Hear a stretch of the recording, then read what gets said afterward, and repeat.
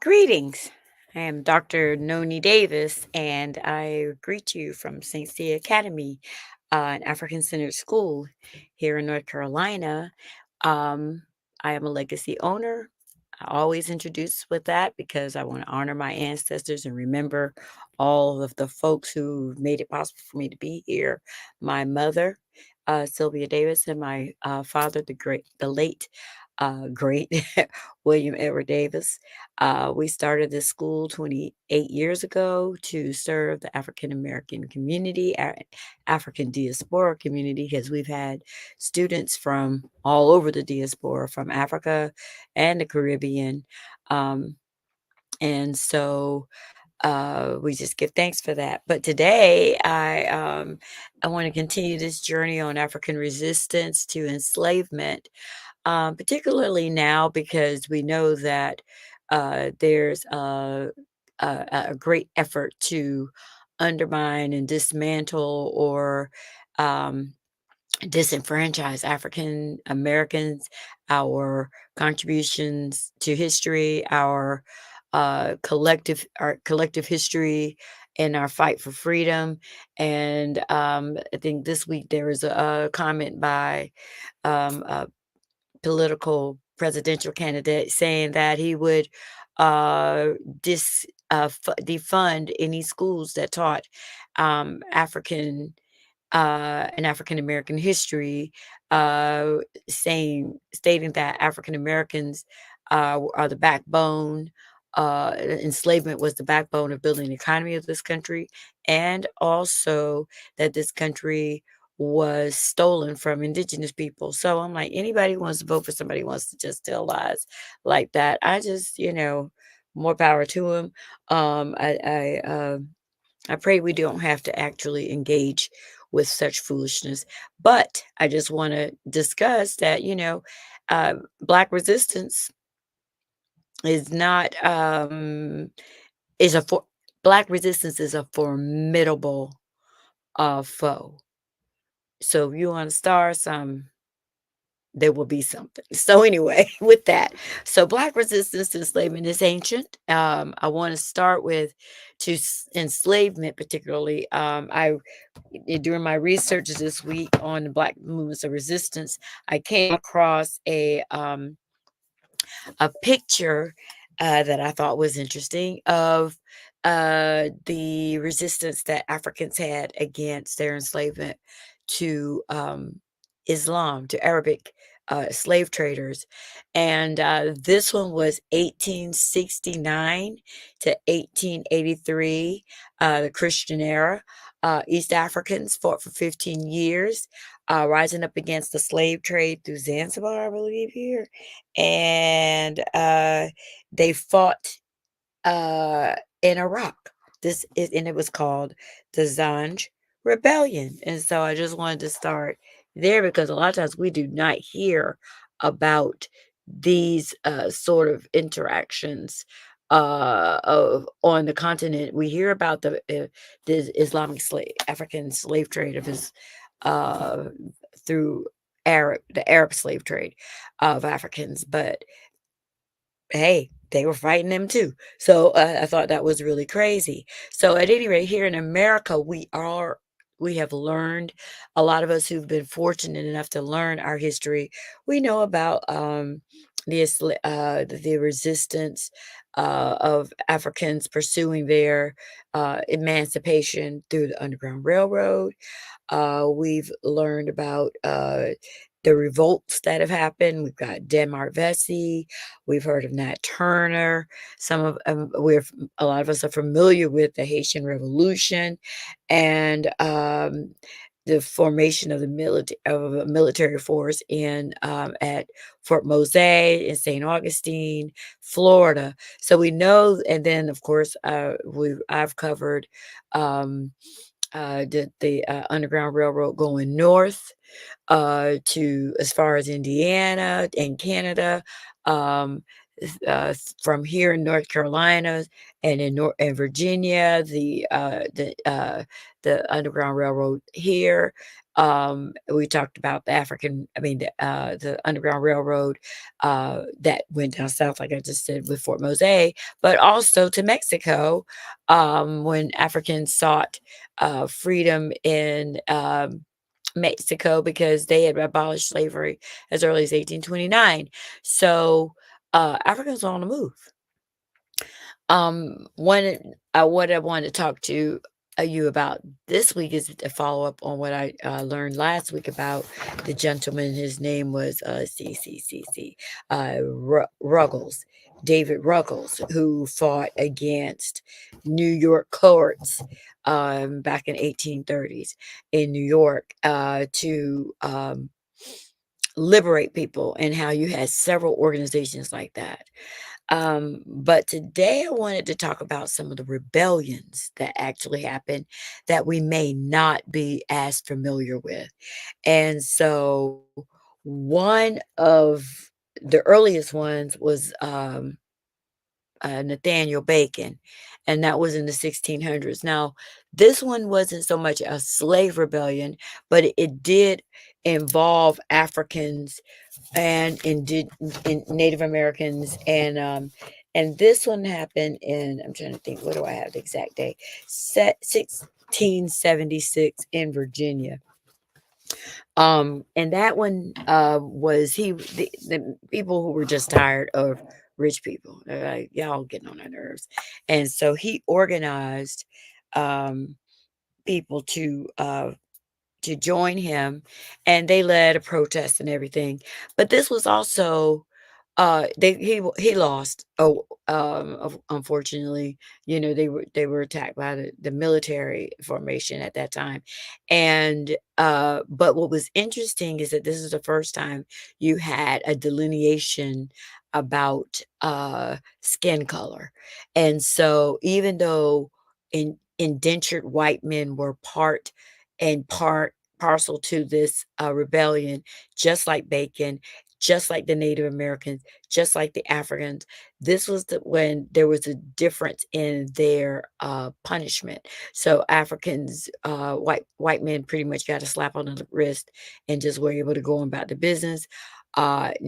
Indigenous people, some of them were executed, and a majority of Africans were executed or beaten, severely beaten, as a result of their participation in this movement, even though they were not the leaders. And so whiteness now became um, uh, uh, uh, clearly delineated between black and white. And so that's where it started, this in 1676. Now, that doesn't mean they weren't instituting laws, but, but up until like the mid 1600s, I guess, 1640s, I think Africans they came in 1619, but in the 1640s, people were still able to own land. And black people, Anthony Johnson was one of the first Africans to own, I think he owned like 250 acres. He had five indentured servants. Uh, three of them were white, a couple of them were Africans. And so it did not start off that way, but by the time his grandchildren came along, I think they had began to develop all of these rules and regulations and laws to restrict African freedom, restrict African self emancipation, African self determination and protection. Self defense, and restrict our ability to do that. So, the next one I wanted to talk about, and some of these are not going to be in order, but I just want to at least share them with you.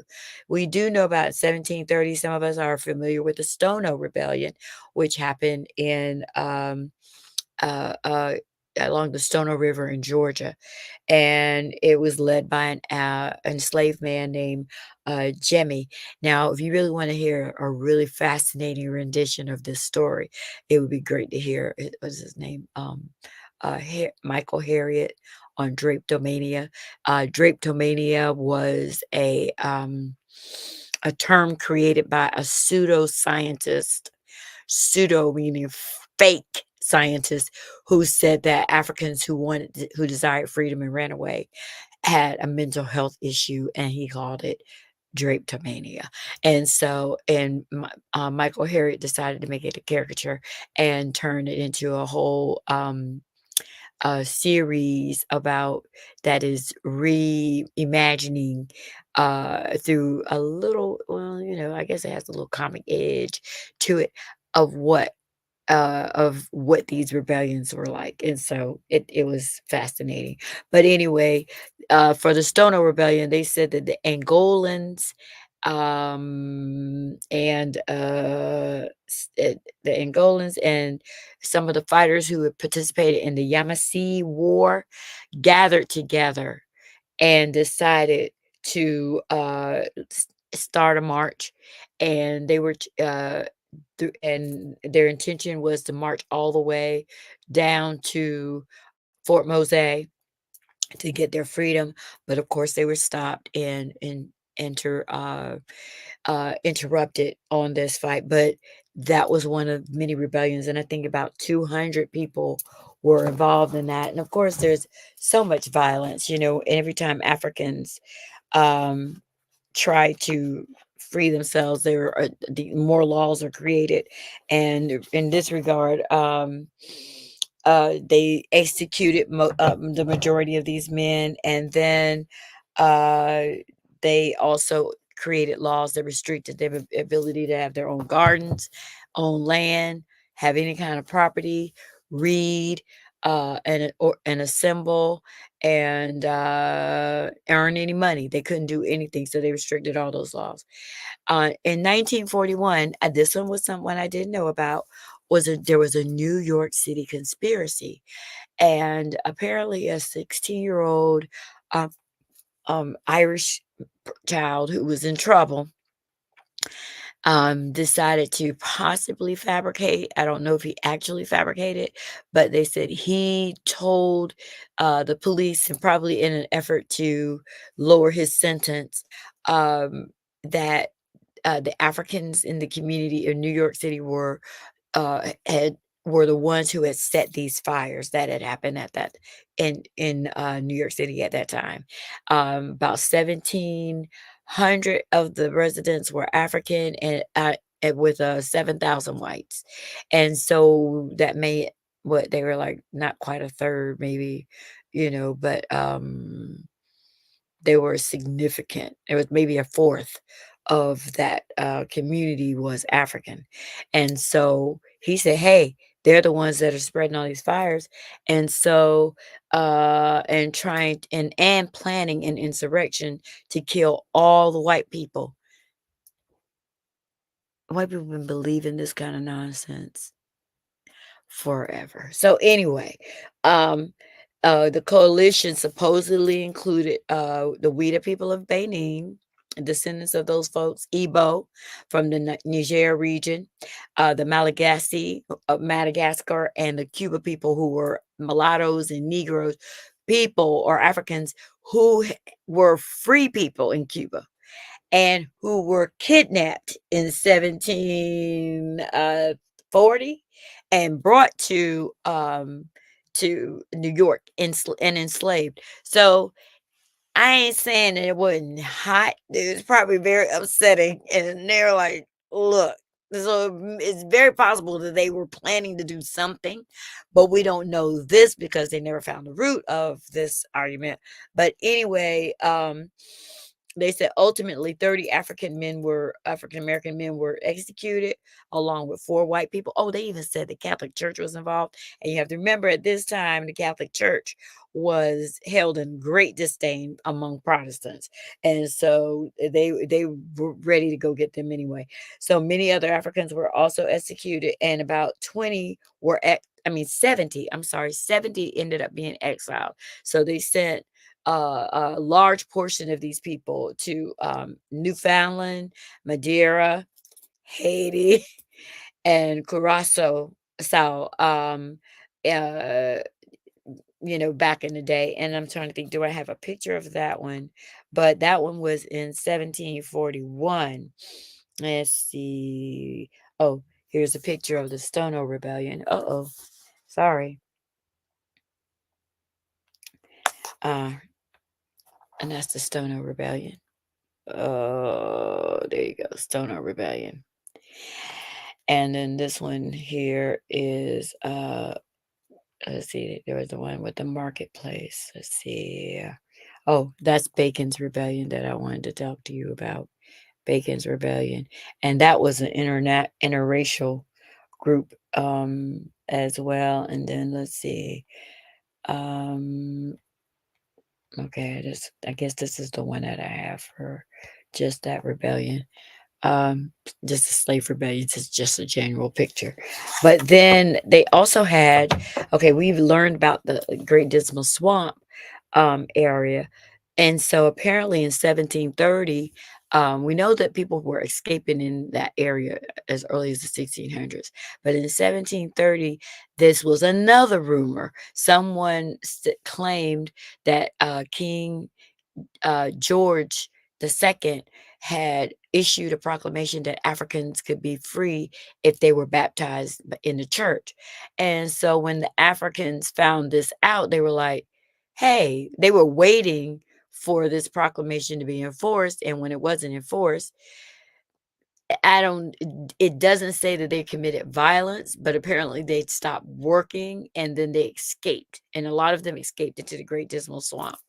Well, according to the history in in this one, when they were, a lot of them were eventually captured, and with the help of the Cherokee indigenous people. Specifically the Cherokee, because apparently the Iroquois were like, this was a Fugitive Slave Act, I think, or fugitive slave law was beginning to be enacted, or and if you were a runaway, apparently the Cherokee had signed a treaty with America that they would return every slaves, where the Iroquois were like, nope, not me. We're not in it. And then there were, let's see who else. There was who else was in it? Oh, and then the Hadino Asasi Asawasi tribe also refused to participate in this. But so there was people knew that Africans were escaping to the Great Dismal Swamp. This was in Princess Anne County, Virginia, and it was in October around the same time of the year. And so that was another one, which was interesting. But of course, then we had the Trail of Tears. So I guess, maybe that wasn't a good decision. They should have, indigenous people, the Cherokee did hide. Some of them did hide in the mountains and did not participate. But Native Americans, they didn't care nothing about y'all either. Now, there was another one, uprising, called the German Coast Uprising, and this one was in Louisiana at St. Charles Parish. Now, this one was started by a man named Charles Deslondes or Deslons. I'm not sure how to pronounce his name, but he led over 200 Africans, and they marched down the river for 2 days, and then they were, and that one may be what the Drapetomania was about. I'm not sure whether it was the Stoner Rebellion or this particular one, the German Coast Rebellion. But uh, this is the one where the Africans had marched for 2 days. They had killed, a couple of them had killed their white slave owners, the white slave owner's son, and then they got away. They started marching, burning down the shops in in the area, in the town. And but unfortunately, by the time they made it to the river, a military had assembled, and they spent the next 6 months trying people and executing people. And if you go to Louisiana, there is and I was supposed to pull up a picture of it. They have a memorial there where they have the Africans. Uh, they were executed. Some of them were beheaded, but they do have let's see, Charles, um, historical site there for the Africans that participated in that particular event. Oh, I don't know if they can have that picture, but I'll see if I can find it. Um, and so that was one, and then we have another one, and this one was in 1712. So this was another um, slave rebellion that happened in New York. And this one, 23 Africans who had recently been captured decided that they were like, no, we're not gonna, continue this, enslavement here. We're gonna stop it right now, and so they joined with some of the free Africans because at this time in New York, they were they had not adopted that same worldview as the South, where they kept the free Africans away from the enslaved Africans, so they were still able to commingle, and so as a result, the freedmen and the Africans joined together and they did lead a revolt at the piers. They said they killed nine white slave owners and wounded six others. Apparently, they were able to escape into a swamp in New York, which is where they were say modern Canal Street is. And unfortunately, they were executed. But once again, what happened was that the laws became even stricter after each one of these rebellions. So, Europeans' response was always violence, extreme violence, and restriction. And and then they never win. They never win. They enforce this stuff, and they even passed a law that even if you wanted to freeze somebody, it would cost $200 a 200-pound bond that a slave owner who wanted to sell their slave or free their at grant manumission would have to pay 200 pounds up front in order to free this enslaved African. And they just made it harder even to get free from somebody who wanted to free you. Now, another one was 730. Now, these, all of the ones I have talked to you about so far were the ones that were on land, the ones people landed or in on the American soil. You have the Haitians, the Jamaicans were acting up, all the people in the Caribbean, they were acting up too. But in 1730, there was this ship called the Little George, and the Little George was headed to Rhode Island. And so Captain George Scott left the coast of Guinea, and 5 days into his journey, the 96 Africans that were on board this ship took over the ship. They killed three of the crewmen, and they said a few of them got together and figured out how how to use gunpowder to create a bomb. And they said they were going to set it on fire, light that thing up, unless they let them turn that ship around and go back home. And so that is what happened. They were able to turn that ship around.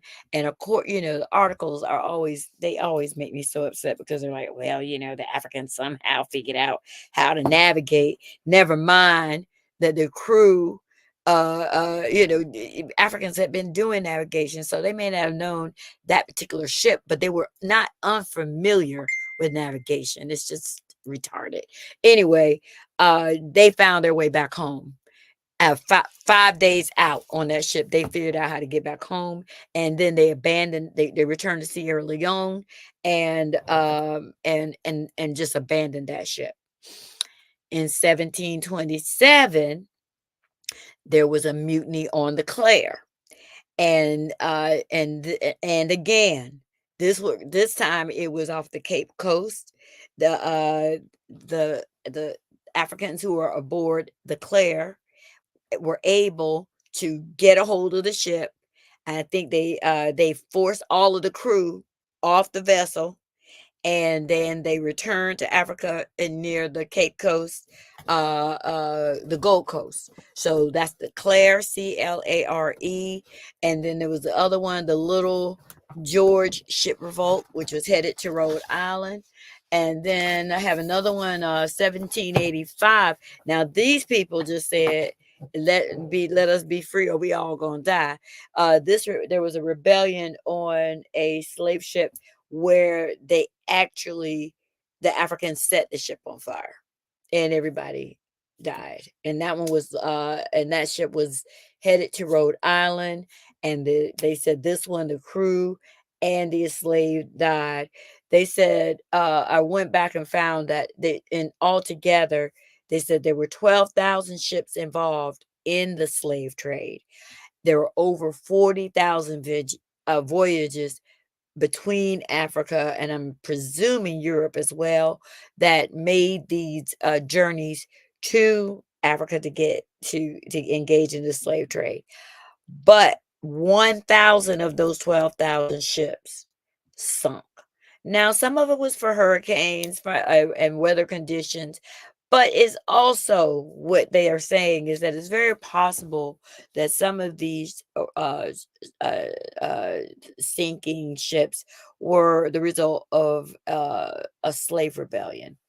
And we don't ever always hear, Europeans are like, well, we can't prove that Africans were really destroying these ships. But when I had my children do an assignment on, they read the book, the Amistad, and there are two versions. One is about the case of that was presented by Singbe Pia, who we call Sinke, and then there was another book that is based on the movie, and but however, during my research, there were, and I can't remember where I found it, but I'm gonna have to look for it. There were Africans who did burn ships before they even left the coast of Africa. And we don't usually hear enough of that story about the resistance on the continent. We do know about John Canute. There was John Cano who led a rebellion and captured a slave castle. And we celebrate the John Canoe Festival here in North Carolina and in all in the Caribbean. It was celebrated in, I think, in Suffolk, Virginia area as well. And so we did, and definitely in Florida, I think in the Bahamas, people celebrated, Panama, wherever Africans were gathered. And I think Belize, they celebrated as well. So, and that was a resistance on the continent. We also know that Africans did a lot of guerrilla warfare as Europeans, or even the Africans who were being used to participate in the slave trade. There was a lot of war. And so all of this is to say, I don't believe that we're going to be, I really don't believe it. I don't think he's going to win, but that Trump is going to win. But what we have to understand is that we have a legacy of fighting. It's not just the civil rights movement. It's not just the Black Panthers. It's not just the Nation of Islam. It's We have always engaged in protecting ourselves. And a lot of times these stories are not told. When Oklahoma was attacked, uh, when African communities were attacked, those Black soldiers were out there defending, shooting, killing folks too. And I'm not saying that I'm not advocating murder, but what I'm advocating is self-defense. And we have a right to defend ourselves. Israel has a right to defend themselves. Palestine has a right to defend themselves. People who are under attack have a right to defend themselves. And so I think that it would do people a great disservice to think that people are going to sit back and allow their communities to be attacked. And we have a right to defend ourselves, and that is our historical legacy. We're not playing no games. And folks need to know that, or maybe not. They can mess around and find out. Ashe.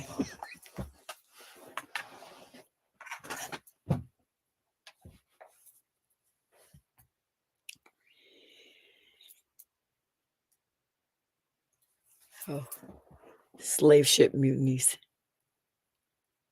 That one's on fire.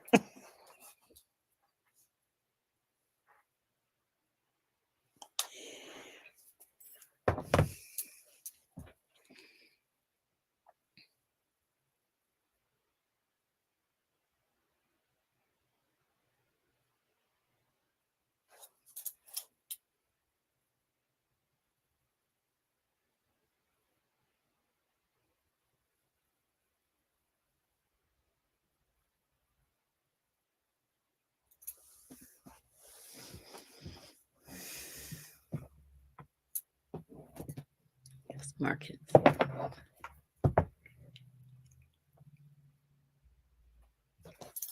Oh no, he's not here either. That's the German coast.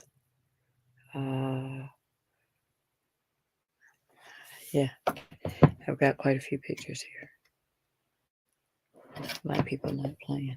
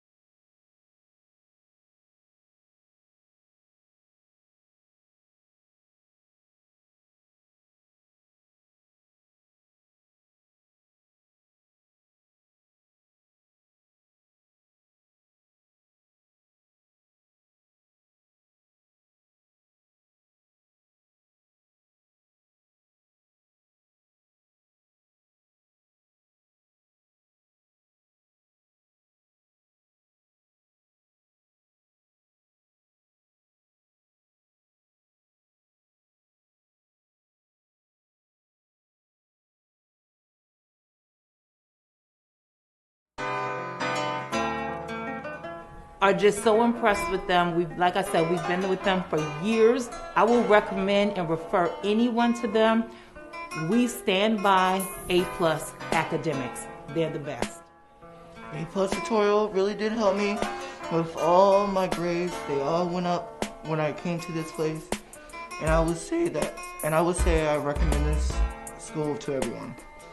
So it's a really good environment to be in, especially for me because it makes me look up to my parents. If you have students that need academic help, A+ Academics is the place to be. A+ Academics, what a great place to go for academics. It's just a really great place to learn.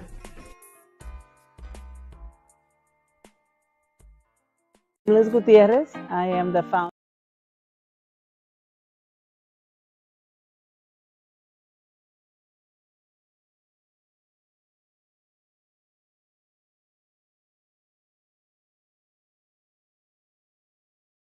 I'm a St. Sya student. Of course I walk into the sound of drums. I'm a St. Sya student. Of course I know my mother.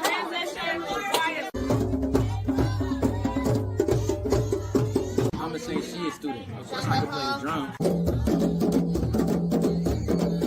I'm a St. Sya student. Of course I can work with my hands. I'm a St. Sya student.